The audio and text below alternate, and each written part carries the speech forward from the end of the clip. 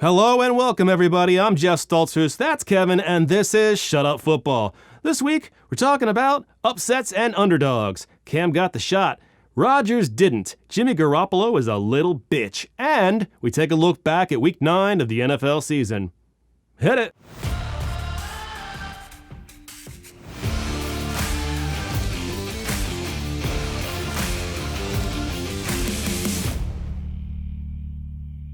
We start off with old news.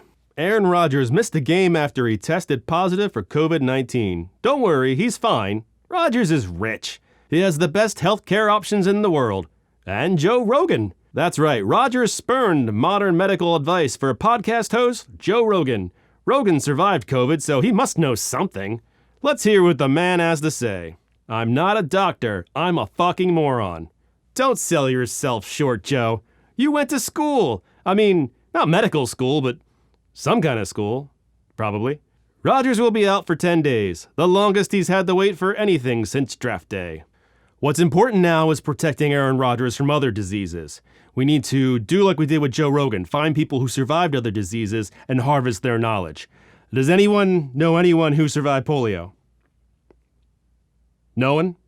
No. How's nobody know anyone who survived polio? Unfortunately, Rodgers is taking flack from the whole woke mob just because he lied. Except he didn't lie. A reporter asked, "Are you vaccinated?" He said, "Yeah."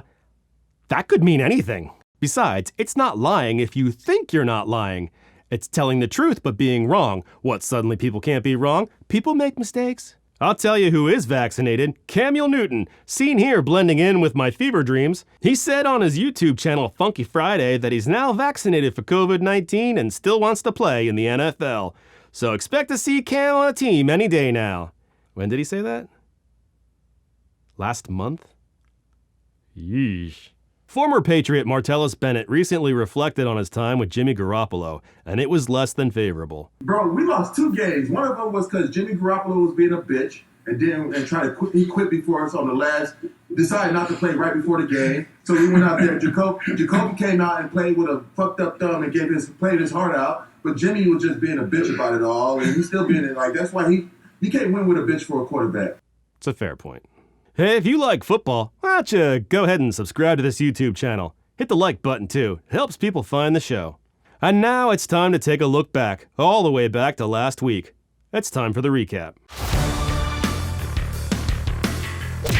Jets, Colts. After the city of New York took a hit of optimism, they needed another fix. Everyone had to know if Mike White was for real or just another basic bitch that got lucky. Unfortunately, they wouldn't get the answer. After a promising start, White injured his hand. He said he couldn't grip the ball, which seems like a top 5 thing to do in football. Jonathan Taylor went ham, 172 yards and 2 touchdowns. Michael Pittman had another touchdown. Mama's little boy is hungry. He has to eat. Nyheim Hines had a good night too. He broke out a touchdown and then did flips and shit, like he was in the circus. Is he Robin? Robin was in a circus. They do play in Gotham. Somebody check the stands for Batman. Oh wait, they're playing in Indiana. Batman would never go to Indiana. Colts can't beat good teams, but they sure can murder the shit out of bad ones. White's replacement, Josh Johnson, who at this point has been on every team twice and aged 1,000 years, threw for 300 yards and 3 touchdowns. Now the backup's backup is making Zach Wilson look bad. What's so hard? You just throw touchdowns. Just do that. Offensive lineman Danny Pinter got wide open for a touchdown. Was he on anyone's fantasy team? Tyler Croft had a long laceration, raising the question, were there escaped prisoners on the field? What dirty son of a bitch had a shiv? Get the back judge to check everyone's buttholes for contraband, especially the tight ends. Browns, Bengals. The Browns rallied to beat a sometimes formidable Bengals squad. Call me crazy, but this team just plays better without OBJ. Browns ball is good D and run the legs off Nick Chubb. Chubb found the end zone twice. That's nice. Baker had a pair of touchdowns, including a beauty to Donovan Peoples-Jones. It didn't help the Bengals that Jamar dropped Jabal in end zone twice. When Myles Garrett wants his sack, you give him his sack. Joe Burrow played more like Joe Mama. He was picked off by Denzel Ward in the red zone. Ward took it to the house. The Bengals dropped their second straight. I imagine there's a lot of heads getting scratched in Cincy tonight. Broncos, Cowboys. Attention Cowboys fans, shut up! After a stellar start to the season, the Cowboys showed all the signs of a team romanced by the smell of their own farts. Teddy had a tutty at the goal line. What a pile of meat. Melvin Gordon had 80 yards and a touchdown. Javonte Williams had over 100 yards. Big D looks more like no D to me.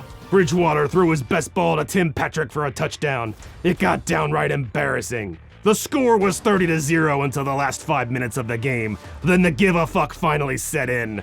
For some. Malik Turner, whoever that is, had 2 late game touchdowns for the Cowboys. Congratulations, unknown. Michael Gallup is back next week. Your reward? Demotion. Texans, Dolphins. I had been assured that somebody must win this game. I had my doubts. Tua missed the game because of a finger injury. Lucky bastard. 9 turnovers? Watching this game felt more like a punishment. I'd rather watch Sisyphus push a rock. Tyrod Taylor returned, and I bet he wish he didn't. He had 3 interceptions. Usually if you get 5 takeaways, you win the game. But the only takeaway here is the Texans suck. Gesicki made a spectacular one-handed catch. Some even called it a highlight, if such a thing were possible in this game. Jalen Waddle and Mike Gesicki were productive as always, but it was Myles Gaskin and Mac Hollins that got the touchdowns. The Dolphins get the victory, but it still feels like a smoke break before the firing squad. Falcons, Saints. With Jameis Winston out, it's gotta be Taysom Hill time, right? They paid him all that money? Nope. Trevor Siemian drew the start. Cordell Patterson had a big catch, but his run after was the most impressive, slipping out of tackles like a ninja rubbed in baby oil. Matt Ryan threw 2 touchdowns to, Alameda Zacchaeus. Enough with the drama, call in Alama Day. Matt Ryan even ran for one too, air quotes on ran, as Ryan crossed oceans of time before crossing the goal line. Somehow the Falcons recovered 3 onside kicks. Seriously? Were there Saints on the field? Raiders, Giants. Derek Carr had a dumpster of a day. Xavier McKinney had 2 interceptions. He hand-delivered 1 to the house. Devontae Booker had almost 100 yards before leaving with an injury.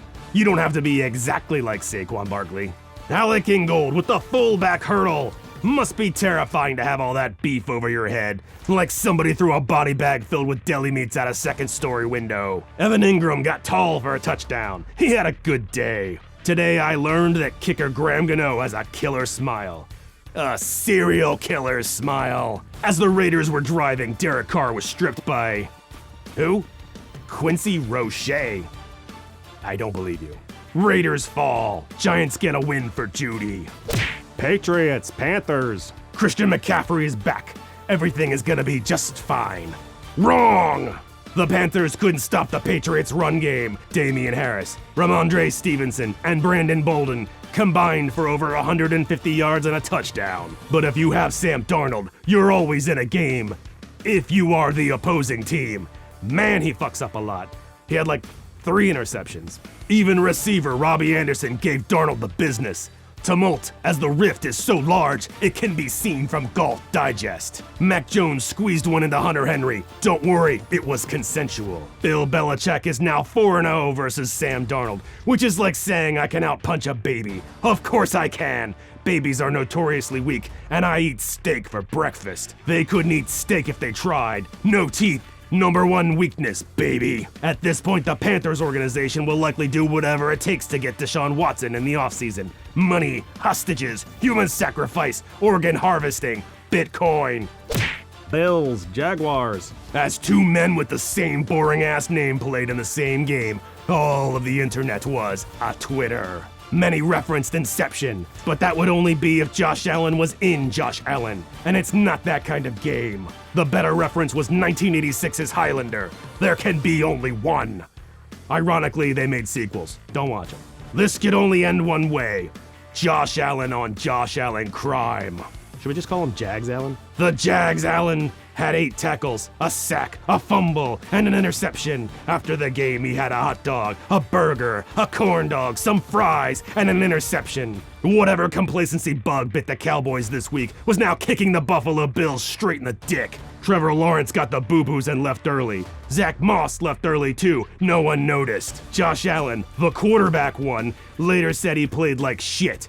He didn't specify which kind, I'm guessing wombat. They poop cubes, it's adorable. The Jaguars' win was a major upset, even though they barely won and nobody scored a touchdown. It was a tough loss for the Bills, but a huge win for Josh Allen's everywhere.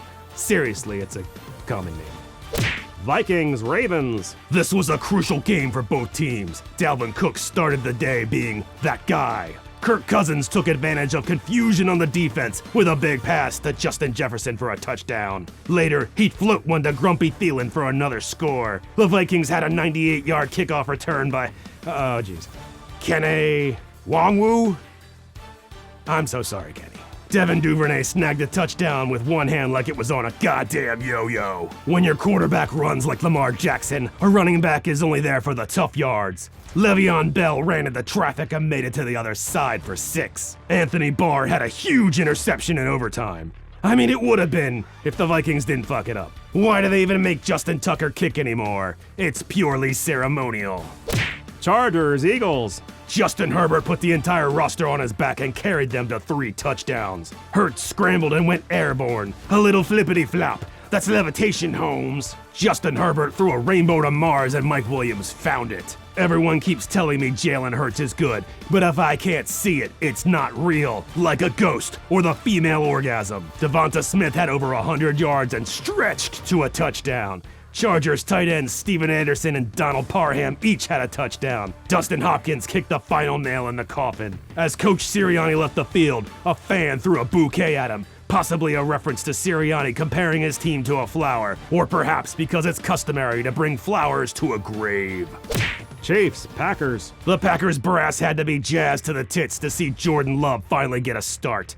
They traded up to get him. What hath they wrought? Basically a rookie who looked overwhelmed by a much maligned Chiefs defense. Love struggled like a fat kid wrestling to get out of a sweater, but the Packers D kept them in the game.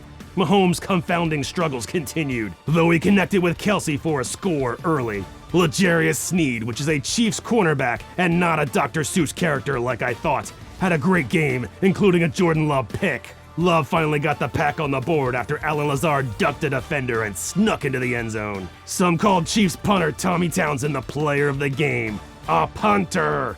Someone force-feed Rodgers a pharmacy. We got playoffs to think about. Cardinals, 49ers. There's no way the Cardinals are gonna win without Kyler Murray, DeAndre Hopkins, or AJ Green.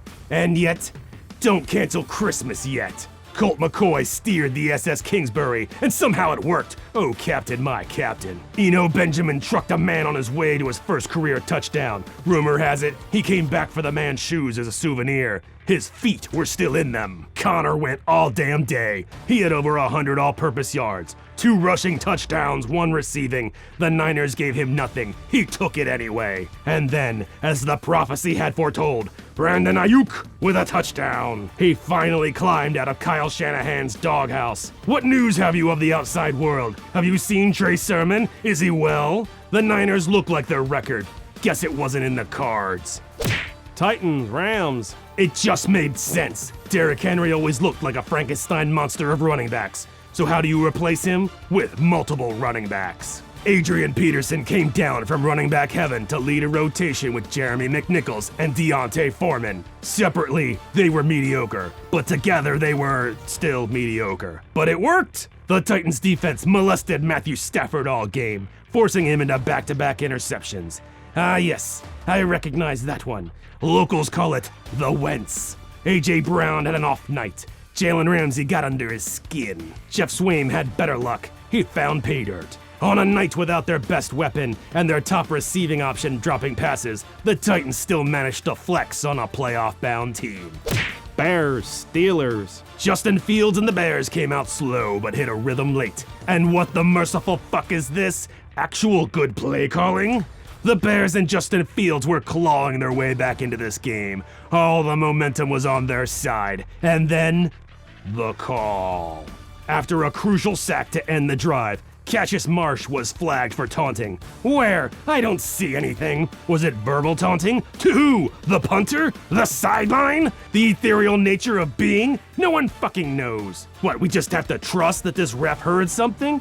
After Fields was folded like paper money all night long and late hits went unflagged, we can't trust what these refs see, let alone hear. What if you use other languages, like Klingon? What if you scream something positive, like, "You're pretty"? No one needs to hear from Zebra or Mr. Bean when the game is on the line. These guys are all hopped up on adrenaline and PEDs trying to commit legal murder, and you're worried about feelings? You want to protect the integrity of the game, then stop fucking it. Weed out taunting by making it a finable offense after the game that requires evidence. Hit the player in the wallet and stop punishing the fans. And if you don't have the evidence to support it, find the ref for wasting our time. And what's up with that ref leaning into contact?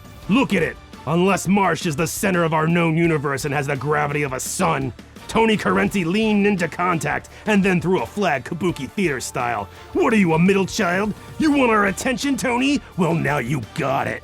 Does DraftKings have one of Tony's grandchildren in a vice? After a shit season, the Bears earned this win. It's gonna take 1,000 terrible towels to clean up this mess. And that is our show. Thank you so much for watching Shut Up Football. We will catch you next week. Peace! Check the mic and make sure it sound right, boys.